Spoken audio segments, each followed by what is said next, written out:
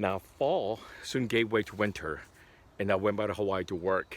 But this time, more importantly, I had to take the citizenship exam and to be sworn in as a U.S. citizen in order to get my passport so I could go to England. So here we go. Fall soon gave way to winter, and I returned to Honolulu to resume tour guiding. It had been 5 years since we arrived in the United States. This September, our family was notified to take the citizenship exam. John, you'd better take the exam and apply for your passport soon if you're going to Cambridge in the summer. Mother somehow scrunched up enough money for me to join the other 6 students from DU to attend Gordon's summer program in England. For real. Thank you, Mom. The news elevated my spirit to a new high. Before I could start mapping out an adventure in Europe, I had to first pass a U.S. citizenship exam and apply for a passport for international travel. I'm sure you will pass, John. Even uneducated bar girls who marry GIs have passed, Mom said, recording an acquaintance who barely passed a citizenship exam. When she was asked to name 3 American generals, she answered General Electric, General Motors, and General Dynamics. Stupid, yeah? My highly educated mother passed with flying colors, and subsequently, Peggy and I each passed the exam with ease. However, to ascertain the most crucial travel document would prove to be a challenge. My passport case officer, a Japanese-American woman in her mid-30s, nonchalantly thumbed through my application and told me that I needed a birth certificate. What on earth was a birth certificate?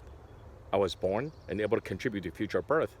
Why must I need a bureaucratic document to prove my existence? A birth certificate was a first world novelty. In Taiwan in the 1960s, all birth and death were recorded in personal 户口成本, or household ledgers, detailing at least 3 generations. Ma'am, I don't believe I have a birth certificate, I said to the officer. Well, then you're not getting a passport. The case officer closed my file and left, leaving me alone like a fallen miner looking up for a rope that will pull him out of the darkness. I shared the story of my passport interview with my mother. Shortly thereafter, my father phoned relatives in Taiwan to send a copy of our family ledger. Naively, I returned to the immigration office with a copy of our family's documentation. What is this?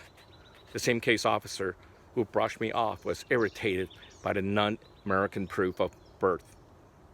It's our family ledger, ma'am. It recorded our family's birth and death going back 3 generations, I explained. And what am I supposed to do with it? It's in Chinese. The lady shoved the document back at me. Get it translated. Ma'am, get the entire thing translated, then come back, the officer demanded. But ma'am, don't you mean just my immediate family? I couldn't comprehend the case officer's logic of wanting the entire ledger dating back 3 generations translated. No, get the entire ledger translated, because I say so. The case officer demonstrated how Kama'aina treated non-locals in the islands. It certainly wasn't a case of blatant racism, but it felt like regionalism. Yeah, not nice, yeah, bruh.